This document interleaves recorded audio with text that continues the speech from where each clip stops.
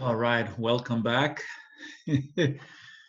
Okay, so today, what did I do today? I lost my papers.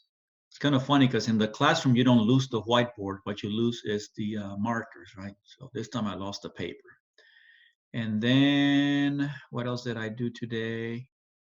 Oh, who knows what else I've done? I've done a few things today. Oh, I wrote on my computer screen with a real highlighter instead of with my stylus. Every day is something new. Last time, what did I do? I made some really incorrect calculations for you. Hey, calls from the heart, okay? Nobody's perfect. Okay, let's look at this next question here. You go back to your PowerPoint. Uh, so the question we're going to ask now is the following. And we were here, just did this problem. The question we're going to ask ourselves now is, sometimes we can't measure the actual heat of formation of a compound. Some substances have very high heats of formation, and so it's something you cannot do in like a styrofoam cup, for example. So how can we go around that? All right. So what we're going to do is use a practice. So show you, because this is something similar to what you're going to do in your virtual lab 11 when we come back from spring break. Is we're going to calculate the heat of formation of a compound for which we don't really have a way of doing the experiment and measuring it directly. All right. So let's consider the following set of equations. Carbon disulfide, the compound in question here, CS2, right? We don't know what its heat of formation is, but we can carry out in a bomb calorimeter, we can carry out this combustion reaction that's in here and calculate that it has a heat of combustion of negative 1072 kilojoules. And you can see here that because this is not a carbon hydrogen, like a hydrocarbon fuel, it's CS2, the product is, instead of water, the other product is SO2. Okay, and what they do here is they give us two additional sets of thermochemical equations. They give us essentially the reaction of carbon and oxygen to give CO2, and the reaction of sulfur and oxygen to form SO2. All right.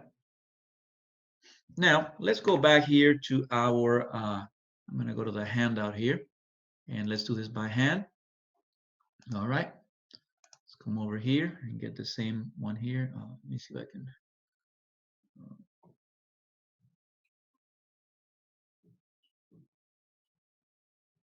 Let me see if I can zoom in a little bit here. All right, here we go. All right. Somebody dropped off a package at my door and my dog gets all crazy because she thinks they're coming to visit her. Anyway, so this is the problem. Now, what you can notice here, let me zoom in a little more so we can see it a little better. Okay. Look at the form of these two equations here. What do those look like? Carbon in its graphite form, oxygen, diatomic gas, forming 1 mole of CO2. Yeah, these are actually the formation reactions for these compounds. And that means that these enthalpy changes, these delta H, it says sub, Rxn, in other words, reactions, this is actually the heat of formation of CO2, and this is actually the heat of formation of SO2. So remember, according to Hess's law, the total heat of our reaction is the summation of the heat of formation of products minus the summation of the heat of formation of reactants.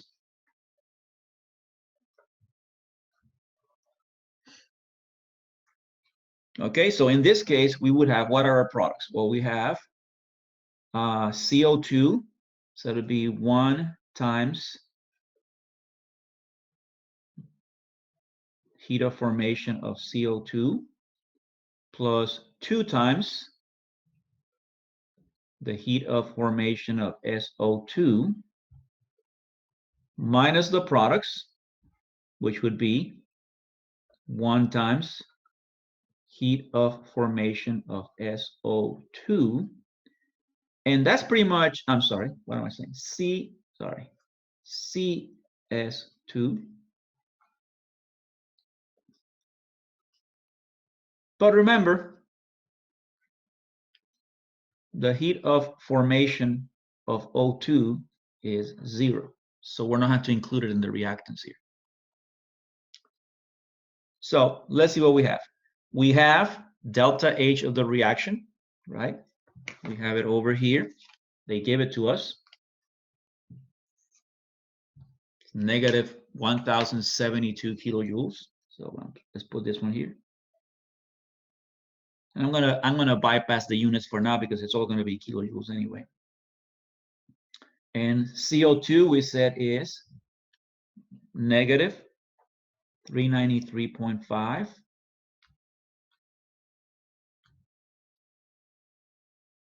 And then 2 times the heat of formation of SO2, which is negative 296.1. So that's the products. And the reactants are going to be 1 times, well, that's our unknown. What is the heat of formation of CS2? So let's rearrange this equation here. Let's bring this guy up here, the one that we're trying to find out. And that would be then minus 393.5 plus 2 times negative 296.1 plus 1072 because we moved this guy over to that side. Okay. Let's bring in our calculator here. So I've got, clear this out. So I have 393.5 and that's negative. I'm going to put that in my memory. I have 296.1 negative times 2. I'm going to put that in my memory. And then 1072. And I put that in my memory. And so when I look up what's in my memory, I get 86. Move this over a little bit. Oops. And this thing pins it down really well. I got 86.3 kilojoules. And because there was already a coefficient of 1 in the equation here, this is really for 1 mole anyway. And that would be the standard enthalpy of formation of CS2. All right. So that's how you solve this kind of problem. So first application that we have for Hess's law was just if you have the heats of formation of reactants and products, you can simply calculate the heat for the reaction. If you have the heat of a reaction and some of the heats of formation of some of the components, you can solve for an unknown heat of formation and find it. All right. Now, the thing gets interesting when we look at chemical reactions where the heats of formation might not be available. What they give you is an ensemble of other reactions. All right. So let's go and look at the next slide in our PowerPoint thing. Okay, we just did this problem here. By the way, if you have any questions, feel free to unmute your microphone and ask. All right, because when I'm in the PowerPoint mode, I can't see the chat box. So, but I'll see it as soon as we come back. Okay, so here we go. So what we're going to do now is we're going to do a different kind of exercise coming up, and that is we're going to play with reactions. All right. We are going to be given an ensemble of chemical equations, and we're going to manipulate them to yield the result that we want. But here's some of the rules that we have to follow. Okay. Number one, if I take any kind of reaction and I multiply it by some kind of factor, I need to multiply delta H by that same factor. Remember, delta H is what we call an extensive property. It is per mole. So anything I multiply out, I have to adjust. All right? So let's see. For example, this is the formation reaction for carbon dioxide. It has a delta H of negative 393.5 kilojoules. Now, let's say that in any given set of equations, I want to multiply this times 2 because I need 2 carbons, 2 oxygens, and 2 carbon dioxides for whatever reason. In that case, I also need to multiply delta H by the same factor. So now I would have a total of negative 787.0 kilojoules. Okay? So be aware that that's one of the rules that we had to play with. Secondly, if a reaction is reversed, then the sign of delta H is changed. So let's say, for example, that in my ensemble of equations, I don't want the formation of CO2. I want the breakdown, the deconstruction of CO2. So I want to basically invert this equation that I have in here. All right. Then that means I also need to change the sign on the delta H into a positive value. All right. Remember also that when we talk about formation reactions, we are always balancing the equations so that we have 1 mole of product of the compound. So that means that the coefficients of the reactants may be fractions. And as a matter of fact, in these manipulations, we sometimes are going to need to put in fractional coefficients. Okay, I'm just warning you right now. So let's look at the next practice here. All right, and this is a set of equations. Okay, and here you have the resulting delta H of reaction for each one. So we have ozone being converted to oxygen, oxygen being broken down into monatomic oxygen atoms, and then a reaction between nitrogen monoxide, NO, and ozone to yield that product.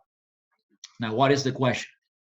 The question is, what is delta H naught for this reaction? NO plus O yielding NO2. All right, so we're going to try that one now. I'm going to go to my scanner here, my document camera, and I have the same item in here. All right, let's see, where are we? Oh, there we go. Let me zoom back in. All right, now let me open it up a little bit. Oops, went too far.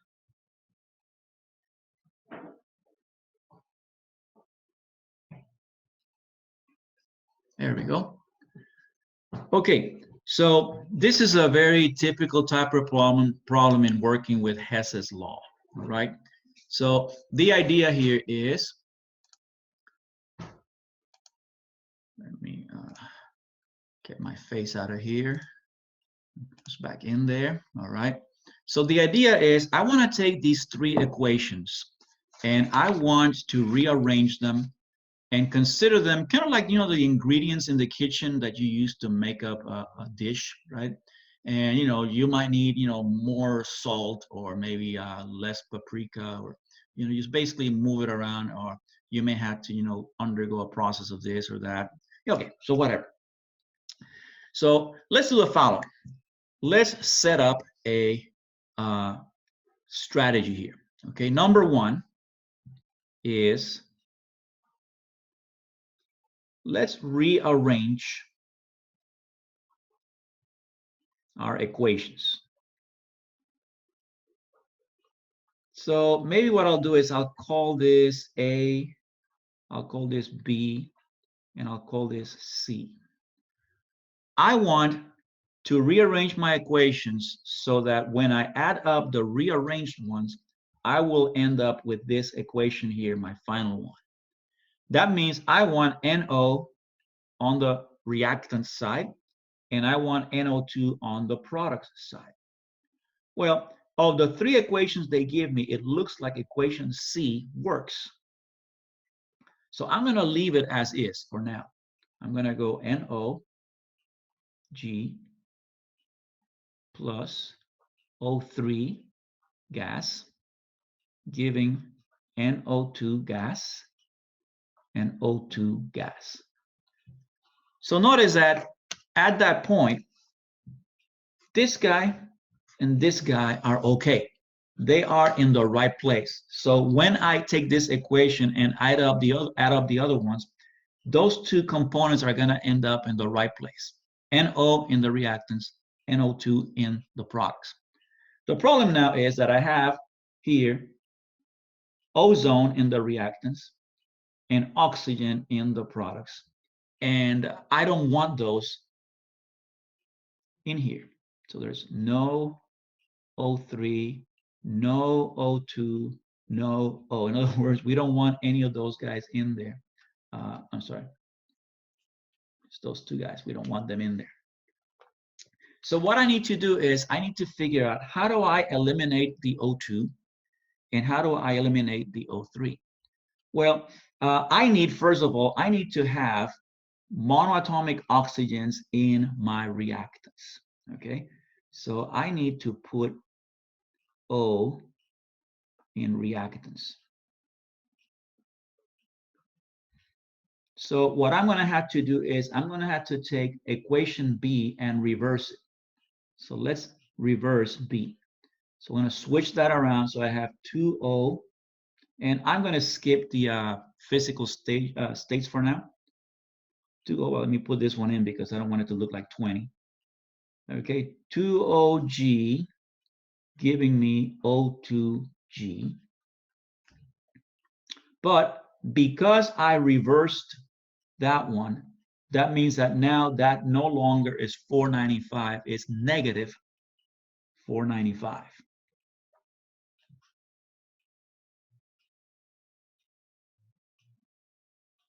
And then I need to get rid of the ozone.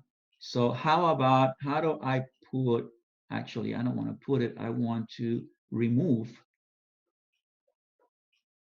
O3 from the reactants. So how about if I take equation A again and I flip it? So now it's 3O2 gas producing 2O3 gas. Now, again, because I flipped it, I also had to flip the sign on delta H. This was minus 427. That means that now it has to be plus 427.